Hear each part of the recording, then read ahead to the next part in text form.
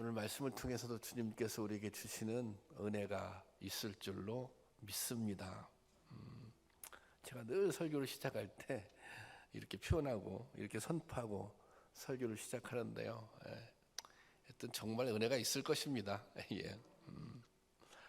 신앙생활은 예수 그리스도를 믿고 그 뜻을 따라 사는 것입니다.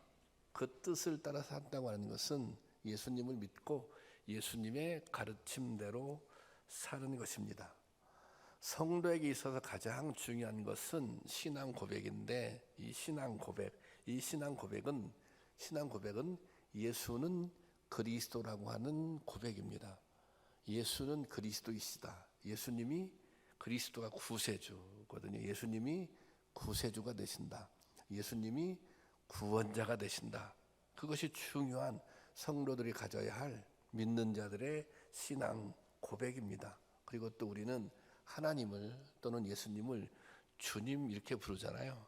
이 주님이라고 하는 것은 내 삶의 주인 되시는 분이다. 이런 의미, 이런 고백입니다. 이것이 우리가 믿는 믿음의 도리인 것입니다. 하나님이 주님이시다. 예수님이 그리스도이시다. 신앙생활은 바로 이 믿음과 고백을 바탕으로 살아가는 것입니다. 우리는 예배 가운데 또 찬양과 기도 가운데 수도 없이 예수를 그리스도라고 예수를 주님이라고 고백합니다. 그런데 막상 우리의 삶 속에서는 그 믿음의 고백을 잊을 때가 있습니다. 사실 고백이라고 하는 것은 이게 입술의 고백을 말로만 고백하는 것이 아니라 정말 삶의 고백으로 이어져야 되지 않습니까? 그런데 어떤 때는 이제 입술의 고백에 그칠 때도 있고 또 어떤 때는 마치 우리 자신이 삶의 주인인 것처럼 살아갈 때가 있습니다. 우리가 또 예수를 구세주라고 구원자라고 고백하지만 구원의 소망을 잃어버릴 때도 있습니다. 그러면 우리는 신앙 고백을 잊고 사는 것입니다. 성도들은 구원에 대한 확실한 소망을 가지고 있어야 합니다. 예수는 정말 나의 구세주다. 예수님을 믿으면 나는 구원을 받는다. 하나님 나라에 간다라고 하는 믿음의 확신, 소망을 가지고 있어야 합니다. 오늘 우리가 읽은 본문 말씀 6절을 세 번역을 올려놨는데요. 제가 읽었어요. 이 말씀은 우리가 그 소망에 대하여 확신과 자부심을 가지고 있으면 우리가 그 소망, 우리의 신앙 고백, 믿음의 도리에 대해서 확신과 자부심을 가지고 있어야 우리는 하나님의 집안 사람이다. 이 집안 사람이라고 하는 것은 성도를 의미하는 거거든요. 그래야 우리가 성도다. 그런 것입니다. 구원에 대한 소망과 자부심이 있어야 그리스도인입니다. 그래야 믿음이 흔들리지 않습니다. 그래야 어떤 시험도 이겨낼 수 있습니다. 예수가 그리스도라는 고백, 그분이 우리의 주님이 되신다는 고백을 언제나 잊지 않기를 바랍니다. 그 믿음의 도리를 꼭 붙잡을 수 있기를 바랍니다. 오늘 말씀을 통해서도 그런 은혜가 있을 줄로 믿습니다. 오늘 우리가 읽은 히브리서는 유대인 신자들에게 쓴 편지입니다. 초기 기독교 신자들은 대부분 유대인들이었습니다. 유대인들이 기독교로 개종을 한 거예요. 유대인들은 일찍부터 하나님을 믿었고 또 메시아를 기다렸습니다. 구약에 메시아가 예언되어 있잖아요. 그 메시아를 기다렸어요. 그런데 막상 메시아이신 예수님께서 세상에 오셨을 때 대부분 유대인들은 예수님을 메시아로 하나님의 아들로 받아들이지 않았습니다. 심지어 그들은 예수님을 십자가에 못 박아 죽였습니다. 그런데 이 유대인들 중에 예수님을 그리스도로 믿고 영접한 사람들이 있었습니다. 이 소수의 유대인들은 예수님의 제자가 되었고 그들이 초대교회를 세웠습니다. 하지만 이들은 극심한 핍박을 받고 고통을 당하여 했습니다. 무엇보다 동족인 유대인들로부터 핍박과 박해, 멸시를 받았습니다. 초기 기독교인들은 유대인들에게 의해서 이단 취급을 받았어요. 또 이제 이 하나님의 이름을 모욕한다. 뭐 이런 말하자면 핍박을 받았습니다. 또한 교회가 점점 부흥하고 이방 지역까지 복음이 전해지게 되면서 교회에 대한 박해도 심해지게 되었습니다. 그러니까 동족들로부터 안으로 박해도 받았고 또 이제 밖으로는 로마를 비롯한 박해 세력의 압제가 점점 압박해 오기 시작했습니다. 지금 그러니까 박해가 막 시작되었거나 이제 앞으로 박해를 크게 받을 거예요. 그러면 이제 교회가 위기에 휩싸이고 또 성도들은 이제 두려움에 빠지게 된 것입니다. 히브리서 기자는 이런 어려움에 처해 있는 성도들을 격려하고자 이 히브리서를 썼습니다. 그들을 격려하고 권면하기 위해서. 그러면 어떻게 하면 이 위기 상황에서 그들은 초대교회 성도들은 믿음이 흔들리지 않고 그 믿음을 지켜낼 수 있을까요? 그 방법, 그 비결은, 그 길은 예수 그리스도에게서 찾습니다. 이 히브리서 기자는 그게 무슨 뜻이냐면 예수님이 그리스도라고 하는, 예수님이 구원자라고 하는 확실한 신앙 고백이 있으면 이겨낼 수 있다는 거예요. 그분이 우리의 삶의 주인이라고 하는 고백이 있으면 이 시련을 이겨낼 수 있다는 것입니다. 그래서 이 믿음의 도리를 굳게 붙잡으라는 거예요. 이 신앙 고백 위에 자신의 믿음을 세우라는 것입니다. 그러면 시험 이겨낼 수 있어. 그러면 환난 이겨낼 수 있어. 그러면 승리할 수도 있어. 히브리서 기자는 이처럼 어려움 속에 있는 성도들에게 주는, 히브리서 기자가 이런 어려움 속에 있는 성도들에게 주는 권면은 이것입니다. 오늘 우리가 읽은 본문 말씀 1절입니다. 다 같이 보겠습니다. 시작. 그러므로 함께 하늘의 부르심을 받은 거룩한 형제들아, 우리가 믿는 도리의 사도이시며 대제사장이신 예수를 깊이 생각하라. 자, 지금 여기서 생각해 볼 말씀은 예수를 깊이 생각하라입니다. 우리의 믿는 도리이신 예수를 깊이 생각하라. 이 깊이 생각하라고 하는 것은, 예수를 깊이 생각하는 것, 이것이 위기에 직면한 성도들에게 주는 가장 우선적인 권면입니다. 그 고백만 분명히 있으면 이 위기를 이겨낼 수 있기 때문입니다. 여기서 깊이 생각하다는 묵상하다, 그리고 연구하고 깨닫다, 그런 의미가 담겨져 있습니다. 그러니까 예수님을 깊이 묵상하고 예수님이 하셨던 말씀들의 뜻을 깨달으라는 것입니다. 신앙의 길을 올바르게 가기 위해서는 무엇보다 예수님을 바로 아는 것이 중요합니다. 바로 아는 것. 바로 알아야 바르게 믿고 또 바르게 믿어야 바르게 살 수 있는 것입니다. 왜 이단 있잖아요. 이단들 얼마나 열심히 있습니까? 그것이 믿음이라고 생각하고 그러면 그 믿음이 굉장히 우리보다는 더 좋은 것 같습니다. 그런데 그 믿음은 어떤 믿음이에요? 정상적인 믿음이 아니에요. 잘못된 믿음입니다. 잘못된 믿음은 반드시 잘못된 삶으로 이어집니다. 그래서 예수님을 바르게 알아야 또 바르게 믿게 되고 바르게 살 수 있는 것입니다. 예수님을 깊이 안다는 것은 예수님의 생각, 예수님의 삶, 예수님의 소원을 바르게 아는 것입니다.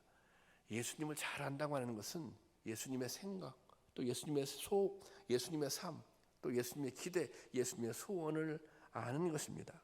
그런데 어떻게 하면 예수님의 생각, 예수님의 뜻을 제대로 바르게 알 수 있을까요? 그것은 무엇보다 말씀을 깊이 묵상하는 것입니다. 그래서 예수님을 깊이 생각하라, 이 말과 똑같은 말씀은 말씀을 묵상하라. 말씀을 잘 묵상하면 예수님을 깊이 생각하게 돼요. 또 예수님에 대해서 잘 알게 된다는 것입니다. 그리고 이 말씀에는 인생에서 경험한 모든 문제에 답이 있습니다. 여러분들이 믿음을 가지고 이 세상을 살아가면서 경험하는, 부딪히는 여러 가지 다양한 문제들이 있습니다. 근데 그 문제들의 답이 다 어디에 있어요? 성경 66권에 전부 있습니다. 이 성경을 하나님이 우리에게 주신 특별 계시예요. 이 책은 어떤 책이에요? 우리 인생의 해답서예요. 여러분이 사시다가 뭔가 어떤 문제를 만났어요. 그러면 그 답을 어디서 찾아요? 성경에서, 하나님의 말씀에서 찾으면 됩니다. 이 말씀에 다 기록되어 있어요. 어떻게 시험을 이겨야 할지, 사람과는 어떻게 관계를 맺어야 할지, 자녀들은 어떻게 키워야 할지, 또 우리가 경험하는 두려움, 또 염려들이 있잖아요. 그런 건 어떻게 극복해야 할지. 우리가 이 지금 당면한 가장 커다란 문제 중에 하나가 코로나19잖아요. 이거 어떻게 극복해야지? 하나님의 말씀을 잘 묵상하면 거기서 전부 답을 찾을 수 있다는 것입니다. 제가 목회를 하면서 강조하는 것 중에 하나가 바로 큐티입니다. 큐티. 제가 정말 오래전부터 큐티를 강조합니다. 그래서 또 생명의 삶이라고 하는 큐티 책도 좀 이렇게 교회에서 좀 부담해서 여러분들에게 이제 묵상하라고 권면하고 그렇게 하고 있는데요. 큐티라고 하는 것은 매일 일정하게 말씀을 묵상하는 시간을 갖는 것입니다. 큐티가 왜 중요해요? 아까 말씀드렸잖아요. 거기에 모든 답이 있어요. 그리고 거기에 구원의 길이 있다는 것입니다. 이 우리 교회 이렇게 주보를 보시잖아요. 이 주보를 보면 여기 이렇게 이 말씀센터가 있는데 이게 설교 말씀을 요약해 놓은 것입니다. 이 설교 말씀을 요약해서 제가 거의 처음부터 목회하면서 이걸 계속해서 싣고 있는데요. 이 사실은 이게 굉장히 부담스러운 일입니다. 우리가 설교를 이게 문자 활자화되어서 인쇄된다고 하는 것은 굉장히 부담스러운 일입니다. 왜냐하면 이걸 통해서 저를 평가받을 수 있기 때문에, 또 이 교회를 사람들이 평가할 수도 있기 때문에 이게 굉장히 조심스럽고 신경이 많이 쓰이는 일이에요. 이제 그렇게 하는 이유는 그냥 여러분들이 주일날 설교를 한번 듣고 끝나는 것이 아니라 한번 집에 가서서 이 말씀을 한번 묵상해 보시라고. 왜냐하면 제가 이 설교를 준비할 때 그냥 설교를 준비하는 것이 아니라 성도님들을 생각하면서 설교를 준비한단 말이죠. 우리 성도님들에게는 오늘날 어떤 문제가 있지, 또 어떤 생각을 가지고 있지, 뭐 이런 것들을 생각하면서 이 말씀을 준비를 하기 때문에 주중에라도 한 번 더 묵상해 봤으면 좋겠다. 그리고 또 그 옆에는 함께하는 큐티라고 해서 이 본문 말씀을 가지고, 설교 말씀을 가지고 함께 큐티할 수 있도록 또 안내도 하고 있습니다. 그래서 여기에 사실은 우리가 말씀을 들었어요, 묵상했어요, 깨달았어요. 그러면 뭐가 필요한 거예요? 그것을 삶에 적용해야 됩니다. 듣기만 하면 무슨 소용이 있어요? 그것을 삶으로 적용해야죠. 그리고 여러분 말씀을 묵상하다 보면 뭐가 있어요? 반드시 깨닫는 은혜가 있습니다. 그러면 그 은혜를 자기만 혼자 생각하지 말고 나누라는 것입니다. 가족들과 함께 나누기도 하고, 또 같은 선교회 회원들과 함께 나누기도 하고. 제가 이제 이번 주에 그 주보에 실린 글이 있습니다. 어느 가을날의 이야기라고 하는 글이 있는데, 우리 교회 권사님의 이야기입니다.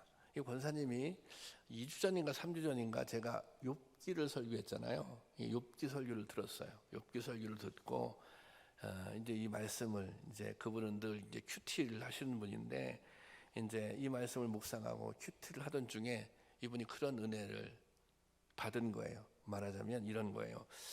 가만히 생각해 보니까 이제 그 욥의 세 친구들이 등장하잖아요. 이 친구들은 다 옳은 말만 합니다. 욥을 향해서 이 지금 어려움 당하고 있는 욥에 대해서 옳은 말만 해요. 그런데 자신이 그 세 친구들처럼 옳은 말을 많이 했다는 거예요. 상대방에게 옳은 말을 많이 한 거예요. 근데 이분이 가지고 있는 뭐 이렇게 품성이나 그것이 뭐 자기의 의의를 자랑하고 이러려고 뭐 그 사람을 힘들게 하려고 이러는 것이 아니라 좋은 의미로 얘기를 한 거예요. 좋은 의미로. 그런데 가만히 생각해 보니, 이 말씀을 묵상하다 보니까, 설교를 듣고 말씀을 묵상하다 보니까 이런 생각이 들었다는 거예요. 야, 내가 이거 나는 좋은 말을 한다고 그게 교훈이더라고 얘기했지만, 듣는 사람들은 상처가 됐겠구나. 그리고 그 말을 가장 많이 들은 사람이 누구예요? 자신의 남편이라는, 남편, 같이 살고 있는 남편. 남편이 때로 실패도 경험하고 어려움도 당하고 이런 순간들이 있었는데 그때 더 강력하게 교훈의 말씀을 준 거예요. 예. 그래서 그게 생각나서 그래서 이제 그 남편분하고 같이 큐티를 하면서 사과했대요. 자기가 용서해달라고. 자기가 정말 바른 말을 많이 했지만 그것이 당신에게 상처가 될 수도 있었겠다고, 아니 상처가 많이 됐을 거라고. 그래서 함께 이렇게 울었다고 이제 그런 말씀을 통화 중에 저하고 직접 통화한 건 아니고 제 아내하고 이제 통화해서 그것을 이제 글로 이렇게 이제 실게 됐는데, 여러분 이것이 말씀 묵상이 주는 은혜입니다. 이것이 큐티가 주는 은혜입니다. 제가 아무리 이제 얘기해도 소용이 없는 게 이게 해보시면 그런 은혜를 경험하게 돼요. 실질적으로 제가 일일이 말씀을 드려서 다 드릴 수는 없지만 큐티를 하면서 은혜를 경험하는 분들이 많이 있어요. 많이 계세요. 여러분 말씀을 묵상하면 반드시 거기에 은혜가 있습니다. 그리고 또 말씀은 삶에 적용해야 합니다. 또 적용하다 보면 은혜를 받습니다. 그리고 받은 은혜가 있으면 함께 나누어야 하는 것입니다. 이제 그러면서 우리 신앙이 더 성장하고 성숙하는 것입니다. 그리고 더 큰 하나님의 은혜를 경험할 수 있는 것입니다. 여러분 하나님의 말씀을 좀 깊이 묵상하면서 예수님을 더욱더 깊이 생각할 수 있기를 원합니다. 그리고 정말 하나님의 말씀 속에서 여러분 인생에 주어진 여러 가지 문제들의 해답을 찾을 수 있기를 바랍니다. 그런 은혜가 우리에 함께 하기를 주님의 이름으로 축원합니다. 그리고 예수님을 깊이 생각하라고 하는 이 말씀 속에는 어떤 의미가 담겨져 있느냐면은 마음을 고정시켜라, 이런 의미가 담겨져 있어요. 또 고정해서 집중해라, 이런 뜻이 담겨져 있습니다. 히브리서 12장에는 이렇게 번면하고 있는데요. 히브리서 12장 2절 한번 보겠습니다. 히브리서 12장 2절 다 같이 보겠습니다. 시작.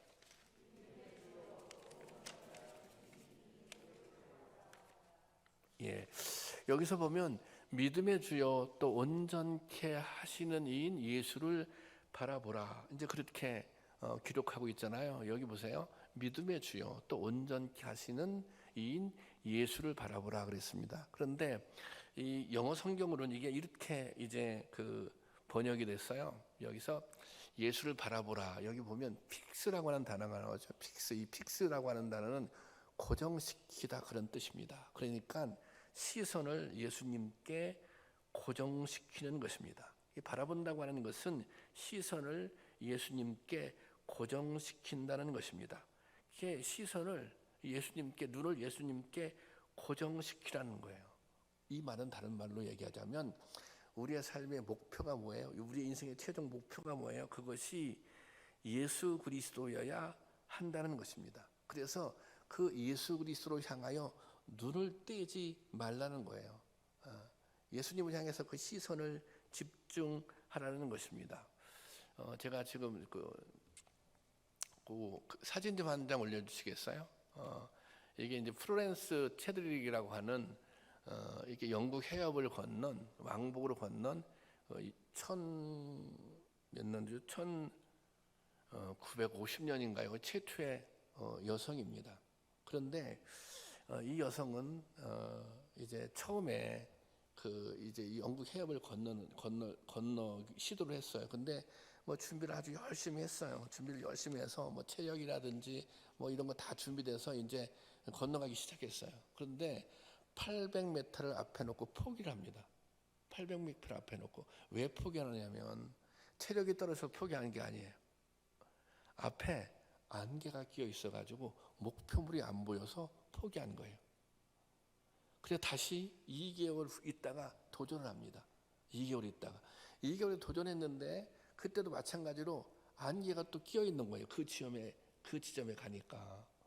그런데 이제 그럼에도 불구하고 이번엔 성공했어요. 왜 성공했냐면 그가 계속 이미지트한 거예요. 머릿속에 목표의식, 예. 안개 너머에 있는, 지금 안개가 시야를 가리고 있지만 안개 너머에 있는 이제 목표, 그 목표를 바라보고 수영을 한 거예요. 마치 안개가 없다 이런 생각을 가지고 나는 반드시 안개를 뚫고 목표 지점에 도달해야지. 이것이 사실은 시선을 목표에 고정시키는 것입니다. 우리 인생의 목표가 또 예수 그리스도라면 그분에게 우리의 시선을 고정시켜야 한다고 하는 것입니다. 그러면 목적지에 잘 끝까지 도달할 수 있는 것입니다. 사실 우리가 여러 가지 이제 문제들이 있어요. 우리가 이제 코로나19도 문제다 그렇게 얘기하잖아요. 그런데 이 고백이 분명하고 목표가 분명하면, 내 삶의 목표가 예수 그리스도라고 하는 이 목표가 분명하면 사실 별로 문제될 게 없는 것입니다. 왜냐하면 그 목표의식이, 그 시선을 고정시키는 믿음이 어떤 시련도 극복할 수 있는 힘을 주기 때문입니다. 여러분, 시선을 주님께 고정시킬 수 있기를 원합니다. 시선을 주님께 집중할 수 있기를 원합니다. 그러면 그분이 우리를 온전하게 만들어 주셔서 끝까지 목표에, 그리스도라고 하는 그 목표에 도달할 수 있도록 이끌어 주실 것입니다. 그런 은혜가 있기를 주님의 이름으로 축원합니다. 자, 그리고 본문 1절 한번 다시 볼까요? 1절. 본문 1절 다 같이 보겠습니다. 시작.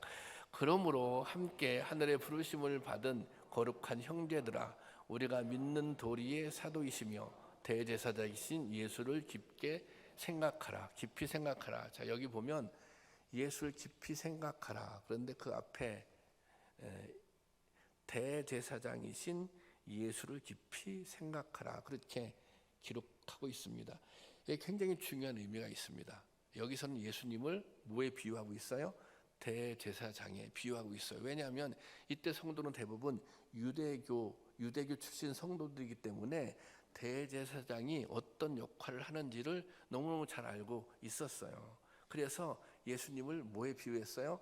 대제사장에 비유한 것입니다. 대제사장의 역할이 뭐예요? 중보자의 역할이에요. 이스라엘 백성을 대신해서 하나님 앞에 나아가 제사를 드려요. 이스라엘 백성들 대신해서 하나님 앞에 나아가 용서를 구해요. 이 역할을 했던 것이 제사장입니다. 그런데 하나님께서 그 제사를 받아들이지 않잖아요. 그러면 대제사장은 거기서 죽었어요. 그래서 이 제사장들이 지성소에는 제사장만 들어갈 수 있었는데 제사장이 지성소에 들어갈 땐 방울을 달고 들어갔다는 거 아니에요. 방울 소리가 안 나면 어떤 거예요? 죽은 거예요. 그러니까 이게 중보자의 역할은 어떻게 하는 거예요? 목숨 걸고 했던 거예요, 제사장들은.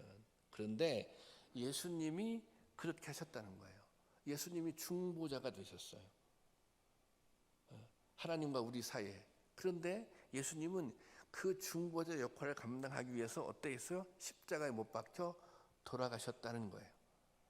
그 중보자, 우리를 위해서 중보하시기 위해서 십자가에 못 박혀 돌아가신 예수님을 깊이 생각하라는 것입니다. 히브리서 12장 3절 말씀 한번 보겠습니다. 3절 말씀, 3절 보겠습니다. 다 같이 보겠습니다. 시작. 자기에 대한 죄인들의 이러한 반항을 참아내신 분을 생각하십시오. 그리하면 여러분은 낙심하여 지치는 일이 없을 것입니다. 자, 12장 2절부터 한번 다시 보겠습니다. 2절 시작. 믿음의 주여 온전케 하시는 이인 예수를 바라보자. 그는 그 앞에 있는 기쁨을 위하여 십자가를 참으사 부끄러움을 개의치 아니하시더니. 이것은 뭐냐면 그의 앞에 있는 기쁨을 위해서 십자가를 참으사 부끄러움을 개의치 아니하시니 그랬단 말이에요. 이것은 그 앞에 있는 기쁨은 뭐냐면 예수님께서 지금 중보자의 역할을 감당하면서 십자가 못 박혀 돌아가셨잖아요. 그런데 자기가 중보자의 역할을 하면 누가 살아나는 거예요? 죄인들이 살아나는 거예요. 우리가 구원을 얻는 거예요. 그 기쁨 때문에 십자가의 죽음이라고 하는 그 수치를 부끄럽게 생각하지 않았다는 것입니다. 2절, 3절 말씀, 3절 말씀 다시. 그래서 여기 보면 그러한 반항, 그것이 이제 그런 거예요. 그다음 보세요. 차만의 신분을 생각하십시오. 그러면 여러분들은 낙심하여 지치는 일이 없을 것입니다. 우리를 위해서 중보해 주셨던 예수 그리스도를 생각할 때 어떤 일이 없다? 낙심하는 일이 없을 것이다. 지치는 일이 없을 것이다. 이 말씀입니다. 우리를 위해서 희생하신 예수님을 생각하면 낙심하거나 지치는 일이 없을 것이다. 그 말씀이에요. 자, 여러분 보세요. 우리가 목표를 분명히 했어요. 목표가 분명해요. 그래, 시선을 고정시켰어요. 그래서 목표를 향해 막 달려가요. 목표를 향해. 그런데 시선을 고정시켜도 가다가 보면은 넘어질 때가 있어요. 시선을 고정시켜도 가다가 보면은 힘이 빠질 때가 있어요. 그런데 끝까지 목적까지 달려가게 하는 힘, 끝까지 예수님께 나가게 하는 힘, 그게 뭐예요? 그 힘은 누가 주는 거예요? 중보자 예수님을 생각할 때 그것이 가능하다는 것입니다. 예수님이 그렇게 할 수 있도록 우리를 중보하고 계시다는 것입니다. 그래서 다시 일어설 수 있는 거예요. 우리가 죄를 짓지만 중보자 예수님이 계시기 때문에 다시 온전하여질 수 있는 것입니다. 여러분, 그래서 우리는 온전케 하시는 주님을 바라보아야 하는 것입니다. 그분에게 시선을 고정시켜야 하는 것입니다. 그렇게 할 때 그분께서 우리의 삶을 인도해 주실 것입니다. 회복의 은혜를 경험하게 될 것입니다. 또 시험을 이길 수 있는 힘을 얻게 될 것입니다. 그래서 예수 그리스도가 가장 분명하고도 확실한 우리의 소망인 것입니다. 프레드릭 와츠라고 하는 화가가 있는데 그분이 이런 그림을 그렸어요. 소망이라고 하는 그림을 그렸어요. 그런데 이게 저게 이제 지구예요. 그렇게 올라 앉아 있는 게 이제 형상이 지구고 이 여인을 가만히 보면 지금 눈을 수건으로 가리워져 있어요. 그러니까 앞이 안 보이는 거예요. 그리고 지금 이제 저게 이제 잡고 있는 게 비파거든요. 비파. 이 비파를 자세히 보면 비파는 줄이 현이 이제 7개인데 지금 6개가 다 이렇게 없어요. 다 잘라진 거 하나만 남았어요. 하나만. 그러니까 이 상황이 어떤 상황이에요? 아주 절망적인 상황이에요. 이 상황이. 그러니까 우리가 그렇잖아요. 뭐 모든 게 다 끊어진 상황. 내가 뭔가 지금 이 연주를 해야 되잖아요. 근데 도저히 연주할 수 없는 그런 절망적인 상황이에요. 그런데 이 그림이 표현하고 하는 것 한 가지 소망이 있어요. 하나 그래도 소망이 있어요. 뭐예요? 지금 한 줄이 남아 있잖아요. 그 남아 있는 한 줄이 6줄이 끊어졌지만 앞도 안 보이지만 남아 있는 한 줄이 이 여인에게는 소망이라고 하는 것입니다. 여러분, 우리도 마찬가지예요. 우리가 많은 것들이 우리가 끊어질 수 있어요. 세상에 많은 줄에 비유하자면 그것이 때로는 건강일 수도 있고 때로는 재산일 수도 있고 뭐 때로는 무슨 권세일 수도 있고 근데 그런 게 다 끊어져도 한 가지 분명한 줄이 있어요. 그 줄이 어떤 줄이에요? 예수 그리스도라고 하는 줄, 예수 그리스도라고 하는 소망인 것입니다. 사실은 이것만 제대로 붙잡으면 되는 것입니다. 이 소망만 있다면 그것은 마지막이 아니라는 것입니다. 여러분, 영원하고 완전한 마지막 소망은 예수 그리스도입니다. 예수 그리스도를 소망으로 삼고 예수 그리스도를 바라볼 때 어떤 상황에서도 새로운 희망을 품고 일어설 수 있는 것입니다. 주님 다시 만나는 그날까지 달려갈 수 있는 것입니다. 여러분, 우리가 예수님을 깊이 생각할 때 어떤 상황에서도 소망을 잃지 않고 믿음의 길을 달려갈 수 있는 것입니다. 그런 은혜가 우리 가운데 있기를 주님의 이름으로 축원합니다.